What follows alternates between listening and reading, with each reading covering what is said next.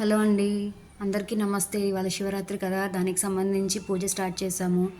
First అయితే నిత్య దీపారాధన చేసుకున్నాము, గణపతి పూజ చేసుకున్నాము. ఇప్పుడు మాకు కాశీలో మాకు రుద్రాక్ష అనేది మాకు ప్రసాదించారండి. ఇప్పుడు దానికి అభిషేకం చేసుకుంటున్నాము. దానికి సంబంధించి మేము ఏమేమి వాడుతున్నామంటే అభిషేకానికి పాలు, ద్రాక్షరసం, చెరుకు రసం, పంచదార, తేనె, తెల్లక్షింతలు, విభూది నీళ్ళు, గంధం నీళ్ళు వాడుతున్నామండి. అలాగే క్షీరం, పన్నీరు కూడా వాడుతున్నామండి. ఇదిగోని బిల్వ పత్రాలు, దానికి సంబంధించి హారతికి కావాల్సిన కూడా రెడీ చేసుకున్నానండి. ఆ రుద్రానికి అభిషేకం చేసుకుని తర్వాత దీపారాధన చేసుకుని స్వామికి నైవేద్యం చేస్తాము. ఓకేనా? ఫస్ట్ అయితే రుద్రాన్ని క్లీన్ చేసుకుంటున్నాం అండి.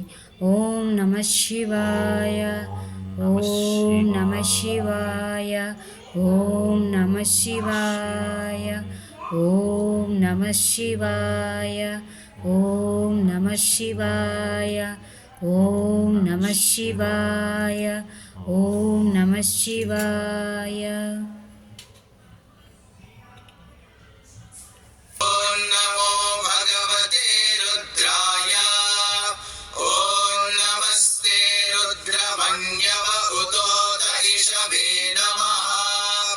नमस्ते अस्तु धन्वने बाहुभ्यामुदते नमः। या दरिषु शिवतमा शिवं बभूवते धनुः। शिवा शरव्यायादवदयानो रुद्रमृडया। या ते रुद्रशिवा तनूरघोरा पापकाशिनी। तया नस्तनुवाशन्तमया गिरिशन्ताभिचाकशी।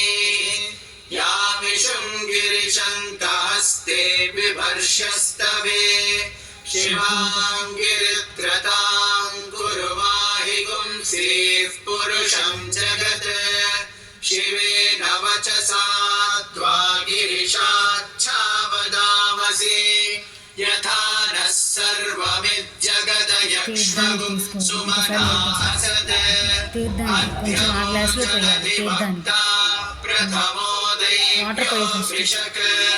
अहीगश्च सर्वान् जम्भयन् सर्वाश्च यातु धान्यः।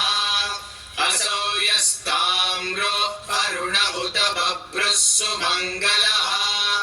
ये चेमागुं रुद्रा अभितो दिक्षु श्रिता।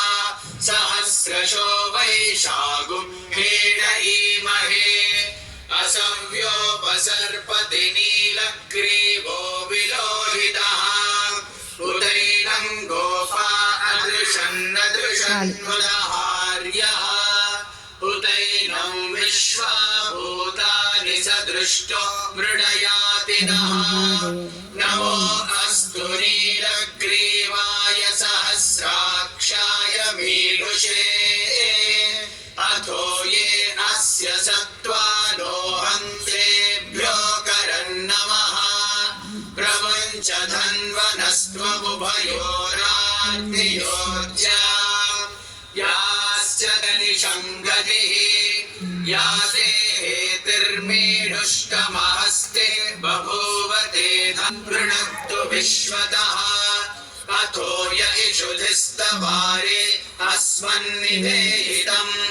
नमस्ते अस्तु भगवन् विश्वेश्वराय महादेवाय त्रयम्बकाय त्रिपुरान्तकाय त्रिकाग्निकालाय कालाग्निरुद्राय नीलकण्ठाय मृत्युञ्जयाय सर्वेश्वराय सदाशिवाय श्रीमन्महादेवाय नमः।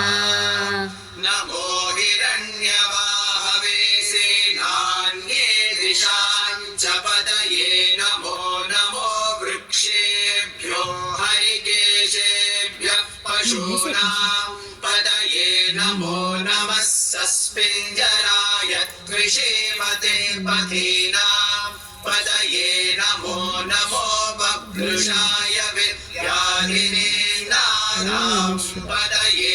नमो नमो हरिकेशायोपवीतिने पुष्टनां पतये नमः।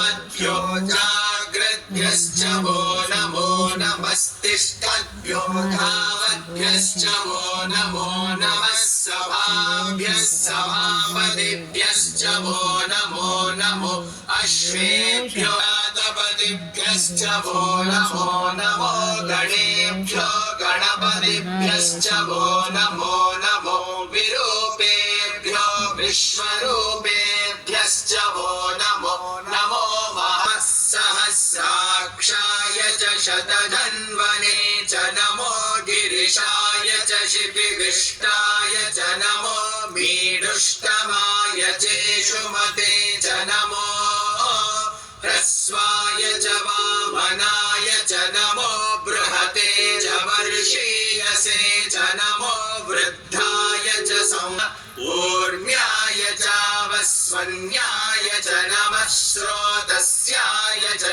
द्वीप्याय च नमो ज्येष्ठाय च कनिष्ठाय च ल्भाय च नमो जगन्याय च बुद्धियाय च नमः सुजपरिसर्याय च नमो याम्याय च क्षेम्याय च नमः उर्वर्याय च खल्याय च नमः श्लोक्याय च वसान्याय च नमो वन्याय च कक्ष्याय च नमः श्रवाय च प्रतिश्रवाय च नमः आशुषेणाय चाशुरथाय च नमः शूराय च वेनाय च नमो दुन्दुभ्याय च अनन्याय च नमो धृष्णवे च प्रमृषाख्याय च पथ्याय च नमः काट्याय च नीप्याय च नमः सूद्याय च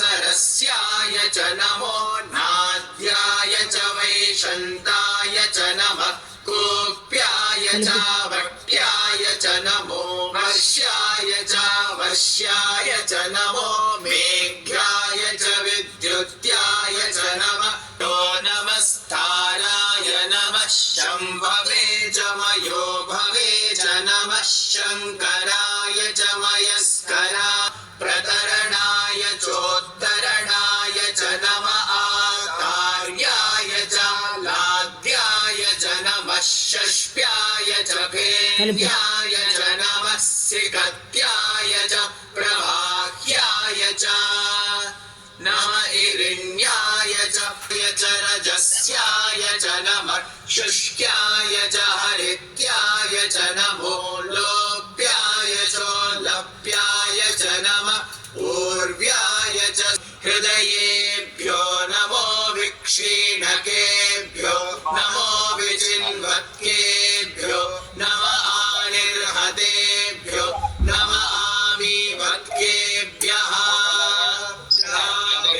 अन्धसस्पते दरिद्रन्नीललोहिता येषां पुरुषाणामेषां पशूनां मा भेर्मा रोमो येषां किञ्चनाममते या ते रुद्रशिद्वेष्टितं वोजं भेदधामि त्र्यम्बकं यजामहे सुगन्धिं पुष्टिवर्धनम् उर्वारुकमिव बन्धनात् मृत्योर्मुक्षीयमामृतात् यो रुद्रो अग्नौ यो अप्सु य ओषधीषु यो रुद्रो विश्वा भुवनाभिवेश तस्मै रुद्राय नमो अस्तु ये ते सहस्रमयुतं पाशा मृत्यो मर्त्याय हन्तवे तान् यज्ञस्य मायया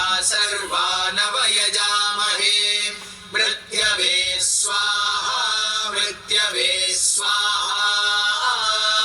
प्राणानां ग्रन्थिरसि रुद्रो मा विशान्तकः तेनान्येनाप्यायस्व नमो रुद्राय विष्णवे मृत्युर्मे पाहि तमुष्टु हि यस्विषुः सुधन्वायो विश्वस्य तस्य अयं मे हस्तो भगवानयं मे भगवत्तरः अयं मे विश्व దీపం జ్యోతి పరబ్రహ్మ దీపం జ్యోతి జనార్దన శుభం కరోతి కళ్యాణం ఆరోగ్యం ధన సంపద శత్రుబుద్ధి వినాశాయ దీపం జ్యోతి నమోస్తుతే శుభం కరోతి కళ్యాణం ఆరోగ్యం ధన సంపద శత్రుబుద్ధి వినాశాయ దీపం జ్యోతి నమోస్తుతే. ఓం నమః శివాయ. ఓం నమః శివాయ. ఓం నమః శివాయ.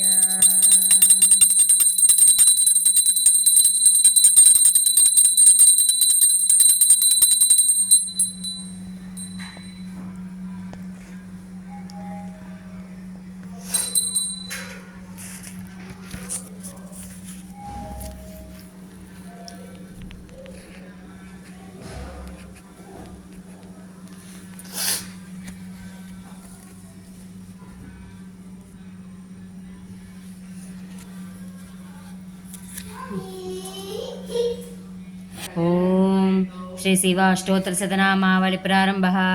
ఓం శివాయ నమః. ఓం మహేశ్వరాయ నమః. ఓం శంభవే నమః. ఓం పినాకినే నమః. ఓం శశిశేఖరాయ నమః. ఓం వామదేవాయ నమః. ఓం విరూపాక్షాయ నమః.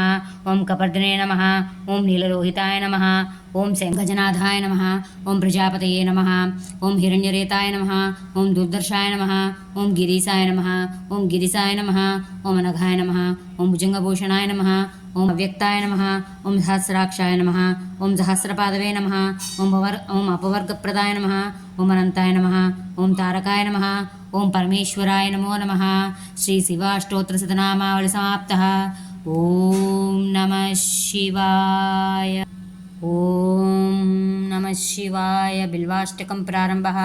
ఓం త్రిదళం త్రిగుణాకారం త్రినేచంత్రత్రియాయుధం త్రిజన్మ పాప సంహారం ఏకబిల్వం శివార్పణం త్రికైర్భిర్ప్రతైశ్చ అచ్ఛిద్రైకోమలై శుభై గయా ప్రయాగమేదృశ్య ఏకబిల్వం శివార్పితం ఉమయా సహ దేవేశం వాహనం నందిశంకరం ముచ్యతే సర్వపాపేభ్యో ఏకబిల్వం శివార్పితం. ఓం బిల్వాష్టకం సమాప్తః. ఓం నమః శివాయ. ఓం నమః శివాయ. ఓం నాగేంద్రహారాయ త్రిలోచనాయ భస్మాంగరాగాయ మహేశ్వరాయ నిత్యాయ శుద్ధాయ దిగంబరాయ తస్మై నకారాయ నమః శివాయ. మందాకినీసలీలచందన చర్చితాయ నందీశ్వర ప్రమథనాద మహేశ్వరాయ మందార పుష్ప పంచాక్షరమిదం పుణ్యం యః పఠేత్ శివసన్నిధౌ శివలోకమవాప్నోతి శివేన సమోదతే. శ్రీ శివపంచాక్షరీ స్తోత్రం సమాప్తః. ఓం నమః శివాయ. అద ద్వాదశ జ్యోతిర్లింగ స్తోత్రం ప్రారంభ. ఓం సౌరాష్ట్రే సోమనాథం చ శ్రీశైలే మల్లికార్జునం ఉజ్జయినీనా మహాకాళ ఓంకారమరేశ్వరం ప్రజ్వాల్యాం వైద్యనాథం చ డాకిన్యాం భీమశంకరం సేతుబందేతు రామేశం నాగేశం దారుకావనే వారణాస్యాంతు విశ్వేశం త్రయంబకం గౌతమీతటే హిమాలయేతు కేదారం గుష్టే సంచ విశాలకే ఏతాని జ్యోతిర్లింగాని సాయం ప్రాతపటే నరః సప్తజన్మకృతం పాపం స్మరణేన వినశ్యతి. అద ద్వాదశ జ్యోతిర్లింగ స్తోత్రం సమాప్తః. ఓం నమః శివాయ. బ్రహ్మమురారిసురార్చితలింగం నిర్మలభాసితశోభితలింగం జన్మజదుఃఖవినాశకలింగం తత్ప్రణమామి సదా శివలింగం దేవమునిప్రవరార్చితలింగం కామదహనకరుణాకరలింగం రావణదర్పవినాశకలింగం తత్ప్రణమామి సదా శివలింగం పదం పరమాత్మకలింగం తత్ప్రణమామి సదా శివలింగం. లింగాష్టకమిదం పుణ్యం యః పఠే శివసన్నిధౌ శివలోకమవాప్నోతి శివేన సహమోదతే. శంభో మహాదేవ శంభో మహాదేవ శంభో మహాదేవ గంగాధర మృత్యుంజయ పాహి మృత్యుంజయ పాహి మృత్యుంజయ పాహి మృత్యుంజయ. నమ పార్వతీపతే. హర హర హర హర మహాదేవ శంభో శంకర. ఓం నమః శివాయ. ఓం నమః శివాయ. ఓం నమః శివాయ. ఓం నమః శివాయ. ఓం నమః శివాయ. ఓం నమః శివాయ. ప్రారంభ. భవాయ చంద్రచూడాయ నిర్గుణాయ గుణాత్మనే కాళాకాలాయ రుద్రాయ నీలగ్రీవాయ మంగళాయ చ అఘోరాయ చ ఘోరాయ మహాదేవాయ మంగళం. మహాదేవస్య దేవస్య యః పఠేన్ మంగళాష్టకం సర్వార్థసిద్ధిమాప్నోతి స సాయుజం తతః పరం. ఇతి శ్రీ శివమంగళాష్టకం సమాప్తః. ఓం నమః శివాయ. ఓ శంకర్ ఓ శంకర్ ఓ శంకర్.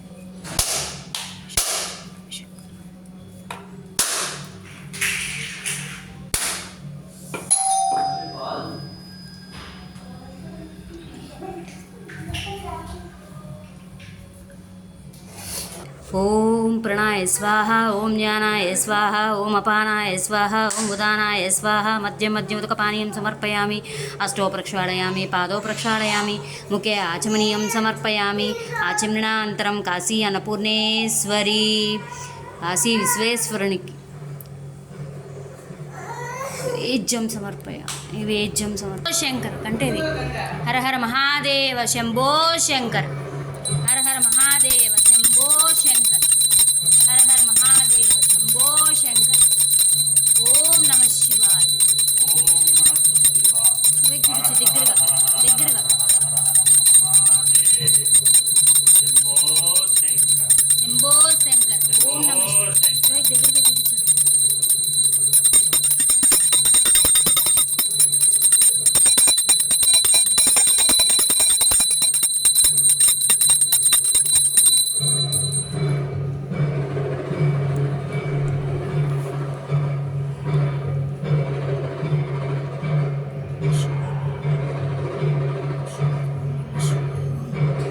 ఓం నమ శివాయ. ఓం నమ ఓం నమ శివాయ. భగవన్ విశ్వేశ్వరాయ మహాదేవాయ త్రయంబకాయ త్రిపురాంతకాయ త్రికాగ్నికాలాయ కాలాగ్నిరుద్రాయ నీలకంఠాయ మృత్యుంజయాయ సర్వేశ్వరాయ సదాశివాయ శ్రీమన్మహాదేవాయ నమః. त्र्यम्बकं यजामहे सुगन्धिं पुष्टिवर्धनम् उर्वारुकमिव बन्धनात् मृत्योर्मुक्षीयमामृतात्. सर्वमङ्गलमाङ्गल्ये शिवे सर्वार्थसाधिके शरण्ये त्र्यम्बके देवी नारायणि नमोऽस्तुते.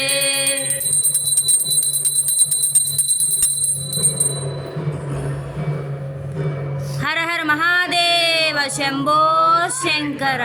हर हर महादेव शंभो शंकर. ओम नमः शिवाय. श्री काशी विश्वेश्वरुनिकी नीराजनं दर्शयामि.